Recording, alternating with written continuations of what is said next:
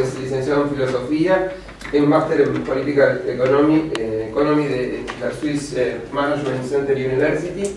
Y bueno, yo la he escuchado ya en otras charlas y en otras clases, incluso aquí en esta institución ha dado sobre pobreza, creo que hablaste una vez, hicimos un seminario sobre pobreza que fue muy interesante. Y bueno, también muy afecto a la economía austríaca. Así que hoy vamos a, digo unos principios generales. Él va a hablar de otros autores, de Rothbard, del utilitarismo de Mises, de Lacan y no me acuerdo de alguien más era, ¿no? Y de Bastiat, y bueno, el principio de no agresión. Bueno, al estar aquí van a poder hacerle más preguntas. Tenemos este bloque y después de las empanadas tenemos 2 bloques más. Y no hay vino. Para que no se duerman nada. Estamos en veda, Claro, además es. Bueno, primero que nada, yo quiero felicitar a Oscar y a Ana y a toda la familia de Caprava, a Gabriel y falta Gerardo. Porque la verdad que son unos luchadores, ¿no? Por la causa de la libertad. 50 años tenemos. Así que yo soy más joven, tengo 40. Oscar me invitó varias veces. Yo la verdad que de paso aprovecho para presentarme un poquito más. Yo soy casado, tengo 4 hijos y un par de mis hijos todavía tienen 7, 10 años, más chicos. Y bueno, la verdad que no tengo mucha disponibilidad normalmente. Los fines de semana estoy con la familia o voy al club, ahora tendría que estar tirando, tiro federal. Pero bueno, insistí. Además, la verdad que sinceramente me tranquiliza un poco desde el punto de vista de la causa del liberalismo ver que la cosa va creciendo. Hace 20 años o hace 50, puede contar Oscar, que habrán sido 5 que se conocían todos, se juntaban en un bar alrededor de una mesa y desató el liberalismo argentino, más o menos. Entonces, de alguna manera decir que no puedo ir a una charla, no puedo decir que sé cuánto, sé que la cosa camina, pero bueno, uno tiene que tratar de poner el hombro si es que vale la pena, así que agradezco la invitación y espero estar un poquito a la altura de la convocatoria. Me gustó mucho lo que dijo Juan Ramón, que además es un genio, les recomiendo si no lo conocían, síganlo en las redes, lo que escribe, etcétera, etcétera, la verdad que es un tipo brillante. Me gustó mucho cuando él vieron que empezó la charla diciendo, bueno, desde mi punto de vista, pero no porque lo diga yo, hay muchos autores, el liberalismo tiene zonas grises, esto me parece muy importante, ¿no? A veces todos nosotros, quizá alguno de ustedes, cuando empieza a descubrir algo que le parece valioso en el terreno de las ideas, se entusiasma tanto que cree que ya empieza a ser todo blanco-negro, lo tiene clarísimo, el que no piensa como yo es un burro, un tonto, etcétera, etcétera. Es lo peor que se puede hacer, ¿no? Si hay una manera negativa y equivocada de defender las ideas de la libertad es el fanatismo. Y uno, para evitar ser fanático, tiene que empezar siendo sincero consigo mismo, es decir, lo que no entiendo, no lo entiendo. Que lo defiendo igual porque me acordé cómo era de memoria que decía esto. Y la verdad que la objeción que el otro me está planteando, no sé cómo responderla.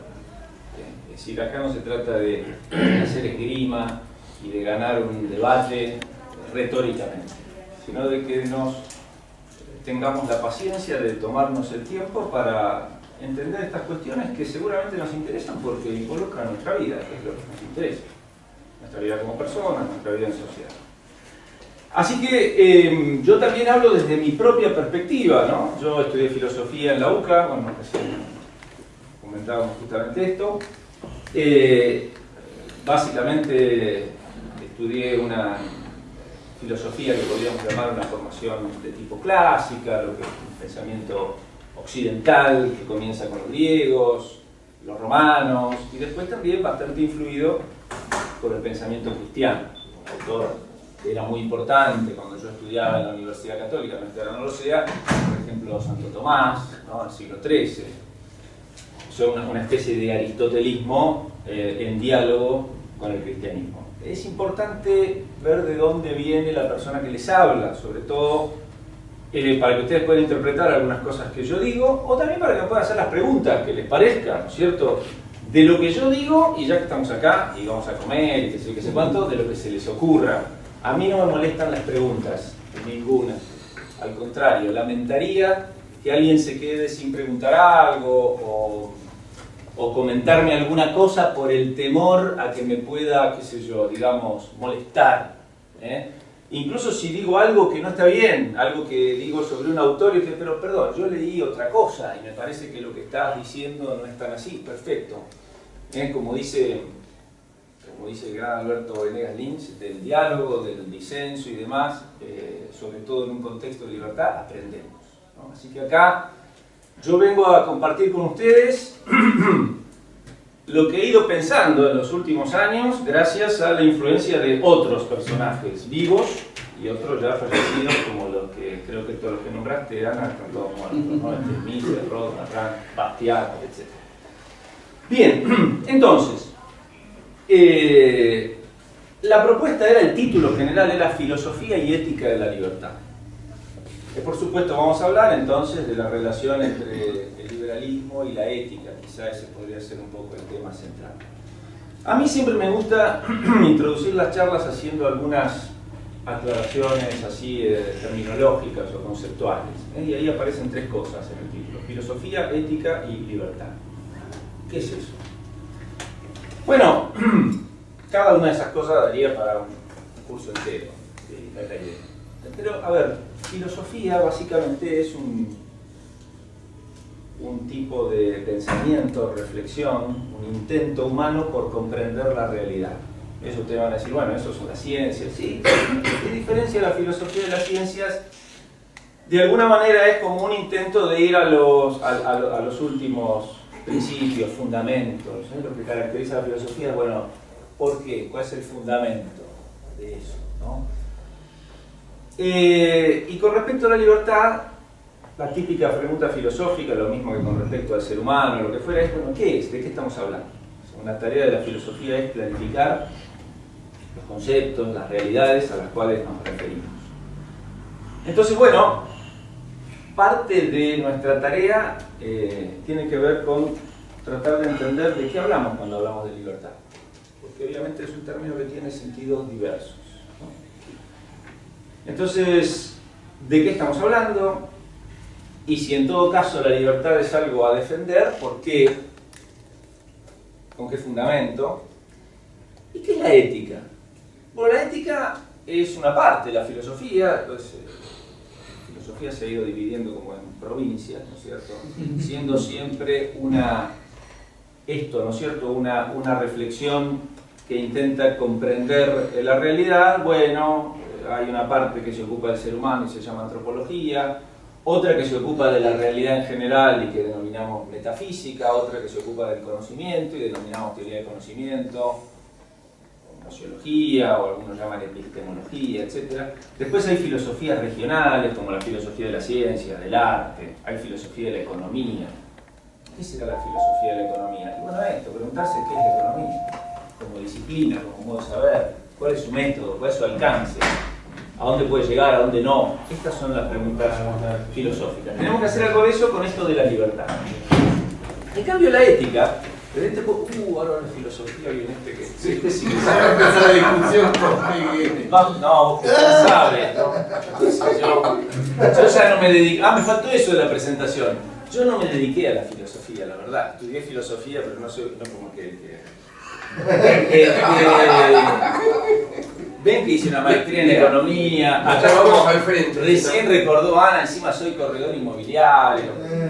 Pero, en fin, por eso dije que la verdad es esta, vine a compartir cosas que pienso desde hace unos cuantos años, gracias a otros, y si sirve compartirlas con ustedes en este debate, esa es un poco la idea.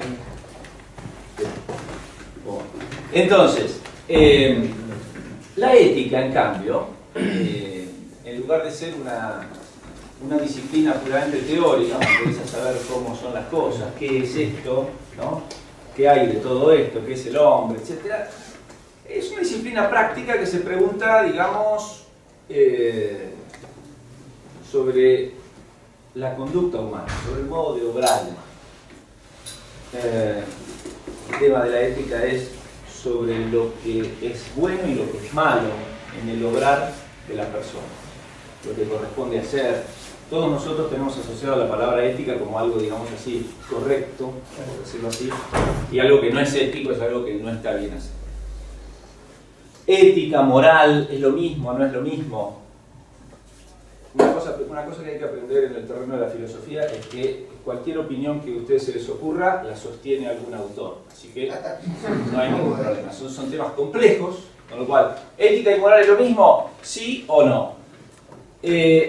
A veces esas cosas no importan tanto, con tal de que podamos comprender el fenómeno, que de eso se trata, es decir, bueno, qué es lo que está bien y qué es lo que está mal, qué conducta es buena y qué conducta es mala, qué sistema político es ético y qué sistema político es antiético. ¿Se le puede llamar a lo que es antiético inmoral?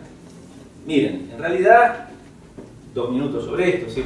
La palabra ética es una palabrita de origen griego, una palabra ethos, que significa carácter, ¿no? Modo de ser. Está vinculada con otra palabrita que también es ethos. En griego hay como 2 E distintas. Nosotros tenemos una sola E.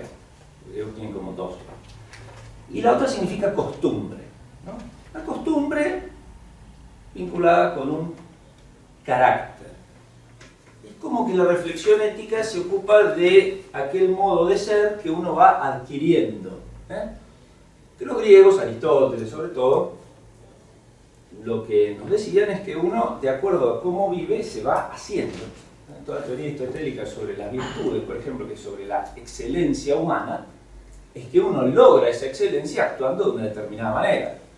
Dicho sencillamente, uno podríamos decir no es que nace bueno moralmente, se hace bueno o malo, ¿no? ¿Qué sé yo? Nadie nace ladrón o honesto o virtuoso, uno se va haciendo. Y la palabra moral es una palabra de origen latino, ¿no es cierto? Los romanos tradujeron lo de ética como moralis. Y entonces uno puede decir, bueno, qué sé yo, es lo mismo. Es decir, la ética se ocupa de estos temas, de la conducta humana, de cómo uno se va haciendo, del bien del ser humano, y la moral igual. Lo cierto es que a veces, por el uso, y hay que atender al uso de las palabras, se hacen algunas distinciones. Moral por ahí le suena a ustedes esa cosa más personal, y ética pareciera ser una cosa más de ciertos principios que podemos compartir, ¿no? Hay que comportarse éticamente como ciudadanos. Y moralmente, bueno, qué sé yo, la moral, ¿no? A algunos les suena una cosa más de vida privada, bueno, cada uno tiene sus principios, en fin. Acá entonces preferimos hablar de ética, pero ustedes ven que a nivel de fundamentos es lo mismo, ¿no? Bien, y finalmente la libertad. ¿De qué estamos hablando? Bueno, la palabra libertad puede tener muchos sentidos. Yo voy a referirme a 2, que es importante distinguir. Una libertad como característica del ser humano, de la conducta humana, que se llama libre arbitrio, libre albedrío. En ese sentido, el ser humano es un sujeto que tiene la capacidad de tomar decisiones. Eso es actuar libremente. Tomo decisiones y actúo de acuerdo a una voluntad deliberada. Lo contrario de esto, porque como les dije, en filosofía siempre van a encontrar un autor que sostenga cualquier postura. Esto no es para ser escépticos, sino para darse cuenta que los temas son complejos, ¿no? Lo contrario de esto se llama determinismo. ¿Escucharon hablar alguna vez? Es decir, no somos libres. A todos nos parece que somos libres. Ningún determinista niega que nos parece. O sea, ustedes tienen la experiencia personalísima de tomar decisiones. De ponerse a pensar de cosas chiquitas y tontas, como si me compro o no me compro un chicle, hasta cosas más importantes que voy a hacer de mi vida, qué carrera estudio, etc. O a veces qué hacer con esta relación que tengo, le cuento esto, no le cuento a mi amigo, en fin. Y de ahí sale, por supuesto, también la convicción de la responsabilidad propia y ajena. Atribuimos mérito, che, muchas gracias por lo que hiciste, o culpa. Ahora lo de la restitución, esto que decía Rayo, ¿no? Me lo rompiste vos, me lo arreglás. Que no es lo mismo que me rompió el auto de un árbol que se cayó. No hay manera de pedirle nada a nadie ni echarle la culpa, qué sé yo, por ahí al municipio que nos sacó el árbol que ya estaba podrido. Pero sí, hay gente que niega la libertad y dice que la libertad es una ilusión. Nos parece que somos libres, pero como la libertad es imposible por distintos asuntos que no vienen ahora al caso, no hay libertad. No es el tema que tenemos hoy para tratar. Es un tema interesantísimo, pero no es nuestro tema. La otra libertad a la que me quiero referir es una libertad de tipo exterior, que es la que se llama libertad de coacción. Es libertad en el sentido de que no hay un obstáculo que impide la acción. Esa libertad a veces hasta se refiere a seres no humanos. Por ejemplo, en física se habla de la caída libre de un cuerpo. ¿Qué es la caída libre? No hay nada que impida que el cuerpo caiga. ¿Se dan cuenta ustedes que ahí libertad no puede tener ninguna relación con la libertad en el sentido anterior que mencioné yo? Uno puede, qué sé yo, liberar a un pájaro, abrir la jaula, y esa es una manera de libertad exterior. La libertad entonces exterior aplicada al mundo humano significa que no la ausencia de un obstáculo para poder actuar. Uno puede estar, y ese obstáculo, o sea, eso que me impide actuar, puede ser de distinta naturaleza. Por ejemplo, puede ser físico. ¿Hay un obstáculo físico que me impida actuar? En ese sentido, libremente, sí, estoy encerrado, preso, o encerrado en mi casa, y perdí las llaves, ¿no? O atado a una silla. Entonces uno ahí está privado físicamente de la libertad. Va a haber otros obstáculos, y un obstáculo para el obrar personal en una comunidad puede ser la ley, ¿no? Es decir, puede haber jurídicamente una norma que me prohíba actuar en un sentido. Siempre que reclamamos libertades, en el sentido clásico, como decía Juan Ramón, en el sentido del liberalismo clásico, ¿qué es lo que reclamamos? Que las leyes no nos prohíban. Es decir, estamos reclamando que, o que no pongan obstáculos o que quiten los que hay, que son siempre normas que nos impiden hacer algo. Elijan la libertad que quieran desde este punto de vista. La libertad de prensa, que no me prohíban publicar mis ideas. O sea, que no haya una norma, una ley que me impida. La libertad de pensamiento. No, la libertad de pensamiento, esa siempre la tenemos. Lo que pasa es que uno quisiera, la libertad de pensamiento se refiere a la libertad de expresión también, ¿no? Porque del cráneo para adentro, al principio no pasa nada, hasta que alguna tecnología permita, a ver qué piensa usted, ¿no? ¿Se acuerda que le dije que esa idea estaba mal? Bueno, esperemos que no. La libertad de expresión, que no nos prohíban expresar también nuestras ideas. La libertad de enseñanza. ¿Qué sería la libertad de enseñanza? Que no me prohíban enseñar lo que a mí me parece que vale la pena enseñar y que a otro eventualmente le parezca que valga la pena aprender. Que no esté prohibido.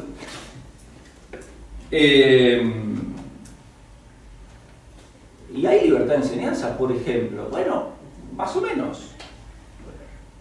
Hay un montón de normas que establecen cómo se debe enseñar formalmente en la Argentina y se obliga a que se haga en Argentina y en otros países. Entonces, desde este punto de vista de la libertad negativa, de la libertad, digamos así, de coacción, lo que estamos diciendo es que no haya un obstáculo para poder actuar. La libertad religiosa, ¿qué es la libertad religiosa? ¿Esto? Que cada uno pueda ejercer su creencia o no creencia. Ojo, la libertad religiosa también es la libertad de que no me prohíban no creer y actuar en consecuencia, ¿no? Entonces, que no haya obstáculos. Esa libertad de coacción en el terreno social, político y económico se restringe por medio de la ley, pero como vamos a ver, en última instancia por medio de la fuerza. Porque la ley no sería nada si fuera desde este punto de vista de restringir la libertad, si fuera una mera exhortación, un mero consejo. Mire, yo opino que no sería bueno que usted escriba en la prensa sobre tal tema. Esa es su opinión, le agradezco, yo opino distinto, escribo. No es así. Es que si está prohibido, ¿qué quiere decir que está prohibido? Que está previsto una sanción. O sea, o usted tiene multa, o va preso, o tiene pena de muerte, qué sé yo. Las sanciones han sido diversas a lo largo de la historia y en las distintas comunidades. El punto es este. Entonces, desde el punto de vista de la ética en general y de la moral, y después para pasar a su relación, digamos, con el liberalismo. ¿Cuál es entonces el tema de la ética? El tema de la ética es, como dijimos, el tema del bien. Hay distintas teorías morales, pero la verdad que el bien ¿para quién? Es el bien para el ser humano. O sea, la pregunta por la ética es ¿qué es bueno para mí? Hay otra perspectiva de la moral que dice, bueno, el tema de la ética es el deber. ¿Cuáles son las cosas que debo hacer? Una ética por ahí de inspiración más kantiana, sonará por ahí el autor, filósofo alemán. Entonces, la pregunta acerca de qué es bueno para el ser humano, desde una perspectiva clásica, como yo más o menos vengo a presentarles a ustedes, obviamente no puede soslayar una reflexión sobre el ser humano. Si yo no puedo decir qué es bueno para el ser humano en el aire sin prestar atención a lo que somos. Lo que es bueno para mí depende de lo que soy. Soy un ser viviente, soy un animal, soy un ser pensante, soy un ser que vive en sociedad. ¿Qué cosas, qué modos de vida, qué modos de conducta, qué modos de relacionarme con el otro conducen a que yo mejore, crezca? Ustedes saben que en los planteos clásicos, ya desde los griegos, sobre la cuestión moral, uno de los temas centrales y primeros era el tema del fin último, incluso el tema de la felicidad, ¿no? Es decir, ¿por qué actúa uno? Por un fin. ¿Y hay un fin último o razón por la cual últimamente hacemos todo lo que hacemos? Y bueno, dice Aristóteles, y sí, pues queremos ser felices. ¿Dónde está la diferencia? Y bueno, ¿en qué consistirá la vida más feliz? Esa diferencia. Uno opina una cosa, otro opina otra. Alguno puede creer que la vida más feliz es la vida del político, otro la vida del guerrero, otro la vida del que tiene mucho dinero, o que el mayor bien es la salud o la amistad. Y Aristóteles creía que la mejor de las vidas y la más feliz era la vida filosófica. Que por eso me ven sonriente ustedes. Ahí hay cosas que se juntan, ¿no? El político y el que tiene dinero. Pues el poder ahí, ¿no? ¿Por qué les digo esto? Porque el tema de la moral, en el fondo, filosóficamente, es el tema de nuestra propia vida, de nosotros mismos, y en definitiva, de algo que todos queremos, que es nuestro bien. La palabra felicidad, bueno, es una traducción de esa palabra griega eudaimonía, ¿no? Sí. Florecimiento traducen algunos, es decir, como el florecimiento humano. Ahora bien, por lo tanto, bueno es todo lo que contribuye a ese desarrollo de la plenitud humana, según nuestra naturaleza, de nuevo como personas inteligentes, libres, sociales. Y malo es todo lo que va en contra. Con lo cual, desde esta perspectiva, bien y mal no es algo que arbitrariamente es obligatorio y algo que arbitrariamente está prohibido.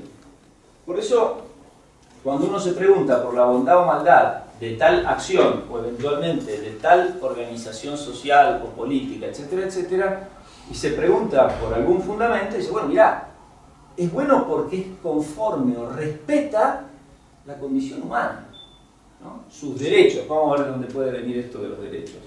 Y esto es malo porque va en contra del bien humano. Esto me parece fácil de decir, pero si estuviera tan claro, no habría problemas morales, ¿no? Porque ¿quién tiene interés en su propio mal? Seguramente nadie. Entonces, cuando alguien actúa mal, y yo estoy diciendo que está actuando en contra del bien humano, ¿qué pasa ahí? Ese tipo no está... Bueno, son temas que se complican, ¿no? También hay distintas posturas, por ejemplo, la postura más socrática que dice, bueno, lo que pasa es que el que actúa mal es porque no entiende, no sabe, ¿no? En el fondo, el que actúa mal es como un ignorante de su propio bien, el ladrón, qué sé yo, tipo no entiende, no. Si supiera que se perjudica humanamente con esa conducta, no sería ladrón. En cambio otro que dice, mirá, no, Se puede hacer el mal sabiendo, ¿qué va a ser? Es medio misterioso si uno lo piensa a fondo, pero se puede. Uno puede tener conciencia de que no está del todo bien y sin embargo se puede. Bueno, esto es como una introducción de entre casa a un enfoque, digamos, ético de la persona y su conducta. Ahora bien, ¿qué hacemos con todo esto y la libertad en las relaciones sociales y lo que llamamos el liberalismo?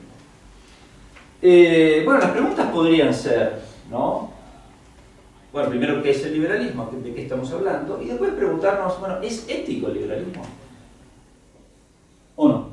O sea, ¿es bueno? ¿Se corresponde con el bien humano? ¿Con ciertos valores que debemos apreciar por nuestro propio bien personal y donde nadie está, digamos, excluido de participar de ese bien? ¿O no? ¿O es inmoral? ¿O es moralmente neutro? Si no es ni bueno ni malo. Lo tomamos, por ejemplo, podría decir alguno, porque funciona. Digamos, una cosa, es un sistema más eficiente que...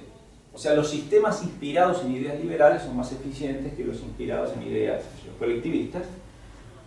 Pero éticamente, qué sé yo, no es ni bueno ni malo. Bueno, uno puede preguntarse eso. ¿Tiene fundamentos éticos un sistema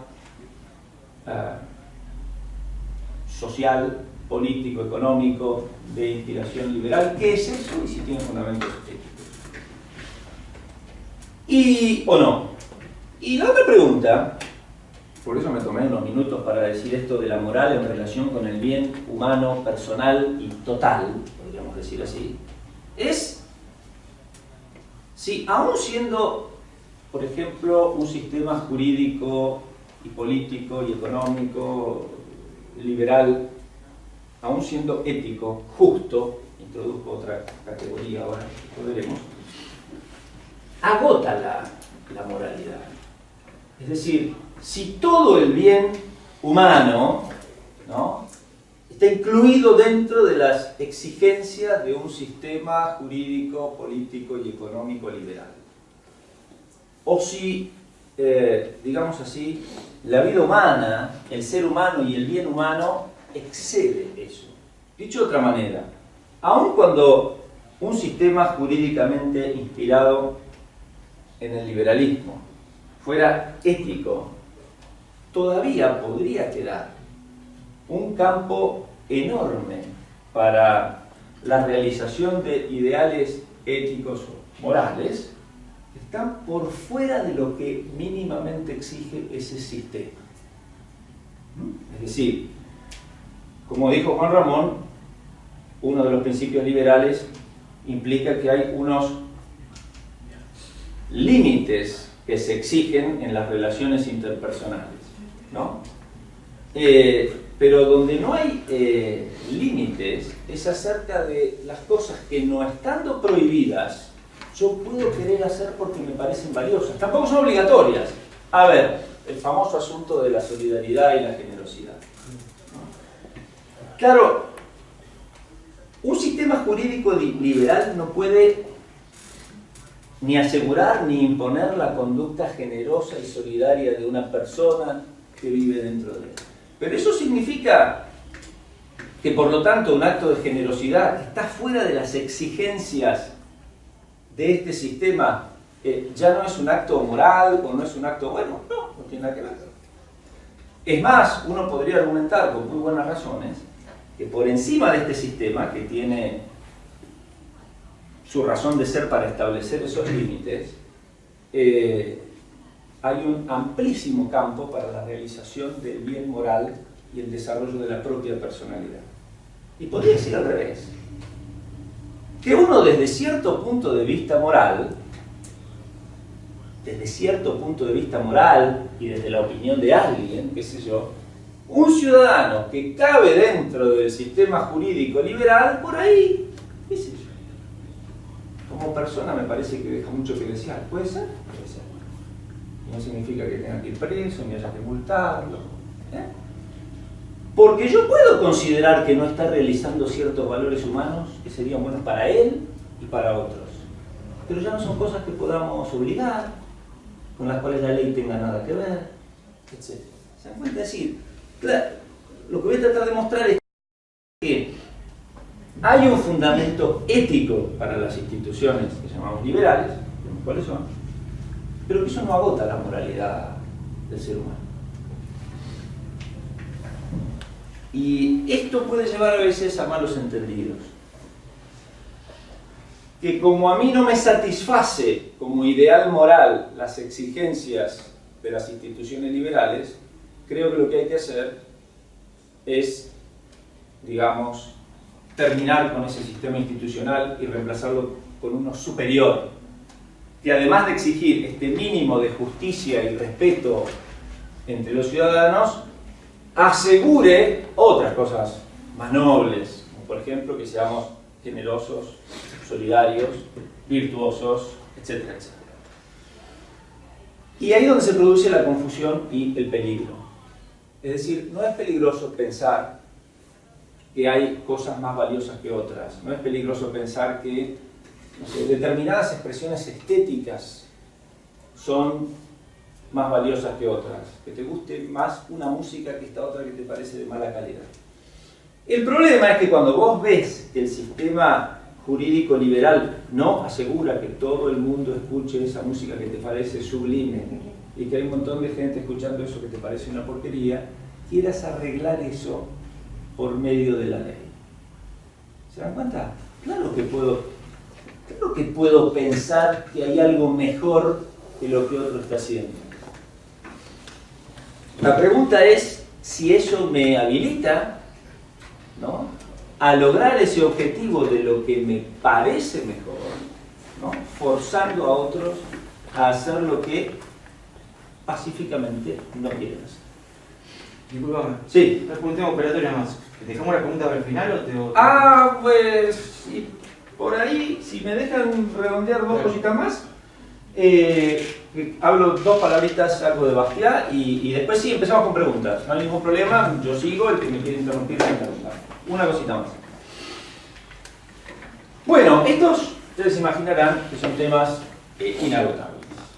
Yo creo, no sé si hay alguno de ustedes que está medio nuevo con estas ideas y demás, hay un autor que a mí me ayudó mucho desde hace muchos años, me ha parecido realmente genial. Y aunque escribió hace como 170 años, murió en 1850, es este del que voy a hablar, Frédéric Bastiat, es increíble leerlo aún hoy, algunos de sus artículos, y ver la actualidad que tiene.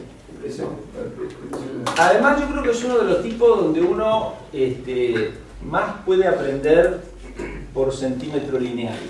Sí. Porque, claro, hay que agarrar la acción humana, ¿no es cierto? Sí, hay que agarrarla en algún momento, pero te lees 3, 4, 5 artículos de Bastiat y son geniales, ¿no? Así que si esta jornada sirve para que los que no conocían el autor o todavía no lo leyeron se entusiasmen y vayan a agarrar estos artículos que él escribió, yo me doy absolutamente por satisfecho. Es un tipo que murió joven, a los 49 años, una salud bastante débil, problemas respiratorios, etc. Y toda su producción, que es bastante notable, la hizo en los últimos 3, 4 años de su vida. Él se dedicó a administrar propiedades familiares y cosas por el estilo, y estudiaba,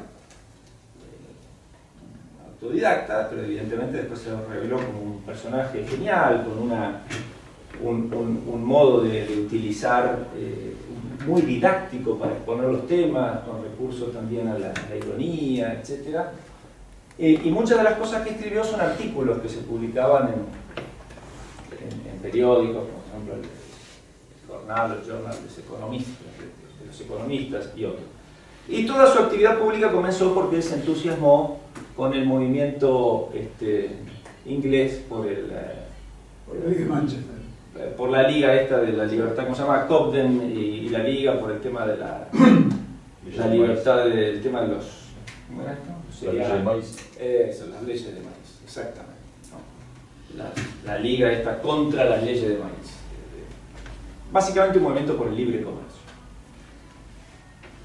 Bien, ¿cómo plantea él? Fíjense la cuestión de el ser humano, sus derechos, la ley. Vamos a introducir algunas de estas cosas, vamos a preguntas y después seguimos. Hay un famoso ensayo que se llama La Ley, ¿no? Es un poquito largo con respecto a otros artículos que son más cortitos. Pero lo que dice Bastiat es que en realidad la ley, entendida como ley positiva, como norma que rige la convivencia entre personas de una comunidad, tiene una finalidad, ahora vamos a ver cuál es, pero no es la que muchos autores le atribuyen, que es la de crear o conceder los derechos fundamentales para las personas, que los derechos son anteriores. Y sobre todo él habla del derecho de propiedad, la centralidad de la propiedad. Y acá hay un punto central, clave, digamos. Él parte de la consideración de que siempre insiste una y otra vez en estas cosas, en que a diferencia de los socialistas, ellos, los economistas, nota a pie de página, hoy distinguir entre economista y socialista no es válido, ¿no?